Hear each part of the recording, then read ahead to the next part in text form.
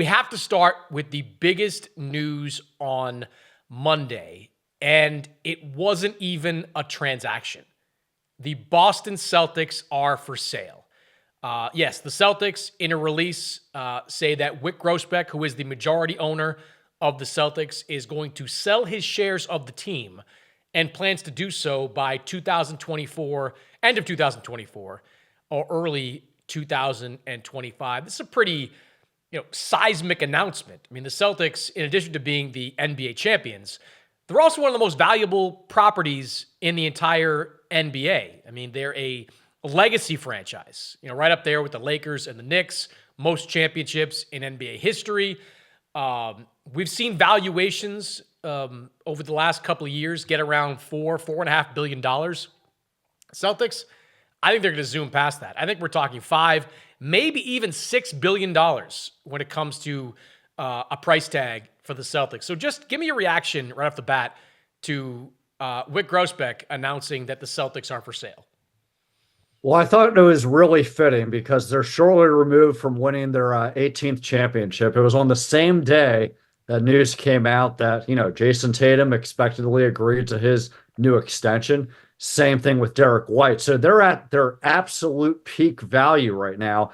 The other question, and I'm curious to hear your take on it, is that while no doubt the Celtics are going to be selling at such an astronomical price because that's the reality that we live in, you did bring up some possible flashbacks, parallels to the Minnesota Timberwolves and their whole situation with the sale, where on one hand, Glenn Taylor's trying to sell the franchise, but also give him wiggle room to come back after the fact if he wants to at least keep a portion of it. So I'm curious, how do you see that playing out potentially in Boston?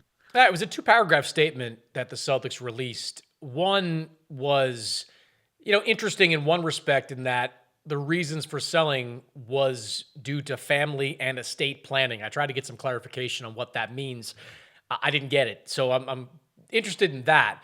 But the second paragraph, to your point, did have some Minnesota vibes. And that's not just me speaking there. I asked a couple of people in the league office, when they read that, did they interpret it the same way I did, which is this could be a tiered sale process. In Minnesota, a few years ago, when the deal was first announced with Alex Rodriguez and Mark Lowry, they effectively tried to buy the Wolves via payment plan. They're still trying to buy the Wolves via payment plan.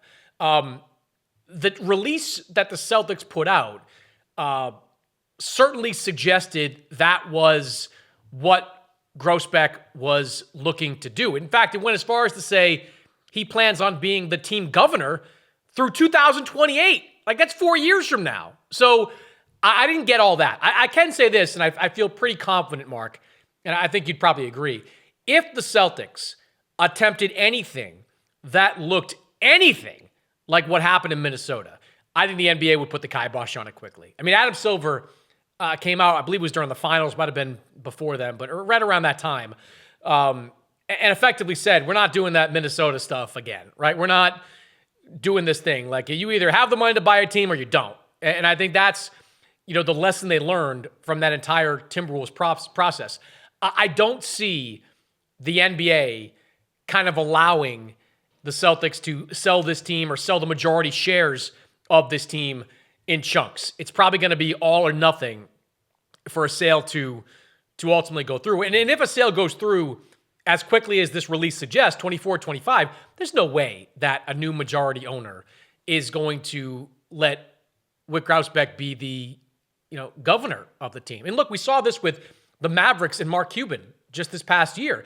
Like, Mark Cuban sold his majority stake in the team, still owns 27% of the team, but came out afterwards and effectively said, like, he's still going to be in the same role, running basketball operations, yada, yada, still be in charge. He's not. He's not. Patrick Dumont is now the governor of the team.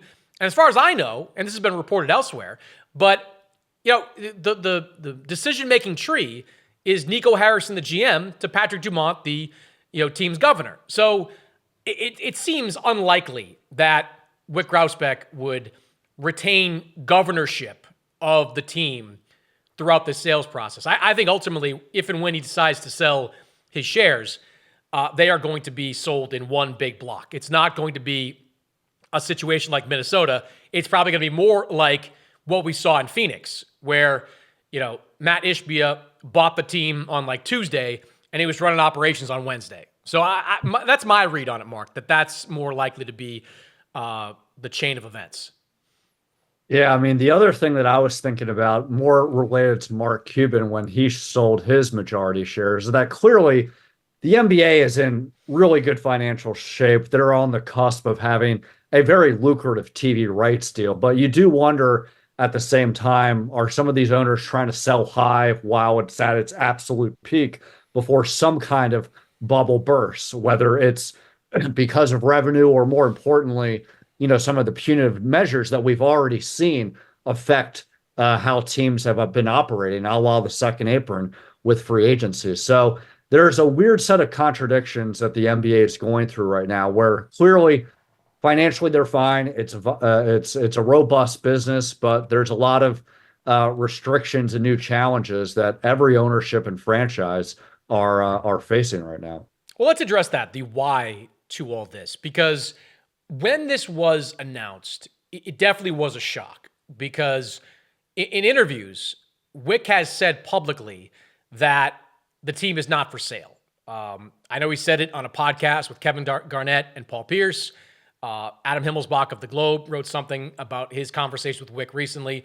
He's been clear about that. So it was a shock to hear that he was going to sell the team. And this stuff we still don't know. We still don't know what family and estate planning means. I think that's an important part of all this. But if you kind of take a step back and look at this logically, if Wyc Grousbeck did not see this team as a legacy part of his business, right, of his business portfolio. In other words, if he didn't see this team as being something he would hand down to his children, years later, or other family members, if he didn't see that, and if he knew selling was going to happen at some point, he's 63 years old, if he knew it was going to happen at some point, there's probably no better time than right now to sell the team.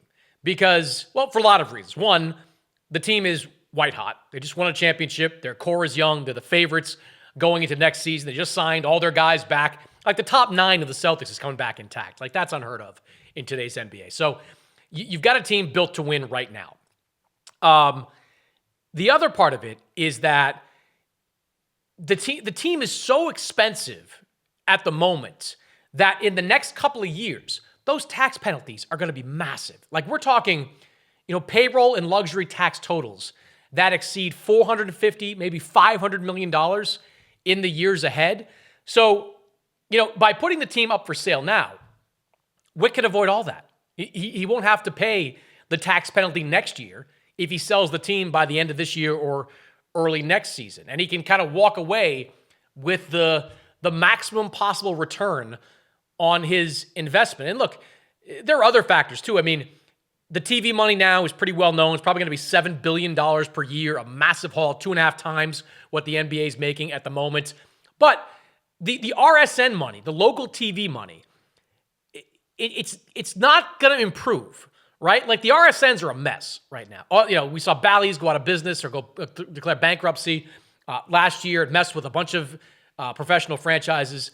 The NBA, they've got their own concerns with these RSNs. Multiple franchises are basically starting their own, right? Like you got Utah out there with its own direct-to-consumer stuff. Phoenix is doing a little bit of that. Other teams, I'm sure, are going to continue to do that. The Celtics do have one of the healthiest RSNs that are out there. NBC Sports Boston is pretty strong at the moment. And Boston and the Celtics do own a 20% equity stake in NBC Sports Boston. But the RSN business is not going to get better. And there's a pretty good chance in the years to come, the money coming in from that overall is going to decline. So to me, you kind of peel all that back, Mark. And again, if you want to hold on to this for 20 something years, no reason to sell. But if you can see the light at the end of the tunnel, if you think there's an end coming for you, there's no better time than now to sell a team. Yeah, without a doubt. I mean, you hit all the buttons as far as why you would go out on this kind of high note. And when you're mentioning the RSNs, you obviously mentioned some examples here with the Celtics and the Suns. The Lakers have had a robust RSN with Spectrum Sportsnet, but that development is one of many examples that the NBA has concerns of the difference between small, big markets or just legacy franchises versus franchises that don't move the needle. And they don't want that. That's not Adam Silver's vision with the NBA, where right now he wants that parity. He wants that competitiveness where we've seen ever since the Warriors dynasty has, peeled back and shown signs of collapse that there hasn't been a repeat champion. So it's such an interesting time in the NBA, and all these seemingly contradictions that we're outlining, all of them are true. They are both happening at the same time, but it's hard to monitor at what times they all overlap. So let's talk about potential buyers for a minute here, because as we said, this is as in terms of teams coming up for sale and availability. You're not going to find outside of the Knicks and Lakers. There's no more bigger name team than the Celtics, right? So I think the interest will be robust. We saw earlier today, Monday, that Steve Pagliuca, who is one of the more prominent minority owners of the team, said he planned to participate in the bidding process. And I think there's a lot of people inside the Celtics organization that would like Pagliuca to come out the winner of that bidding process. He's a very well-known guy within the organization, a well-liked guy within the organization. And the transition from Grousbeck to Pagliuca as, majority owner would be pretty seamless, I would imagine. The question is, does Steve have the financial resources to do something like that? Or can he cobble together the financial resources to do something? Because again, I do think the ultimate price exceeds $5 billion. That's kind of something that people have mentioned to me in league circles over the last 24 hours, and I think they're probably right. The door, I think, is open for a gambling entity to come in, a casino magnate to come in and make a play for the Celtics, because it's slowly becoming a trend here with this, right? You have obviously the Adelson family buying controlling interest in the Mavericks, and they did that in part because they want the Mavericks to be a centerpiece of a casino resort that they're hoping to build if and when Texas makes gambling statewide legal. In Vegas, we both believe the NBA is eventually going to get to Vegas.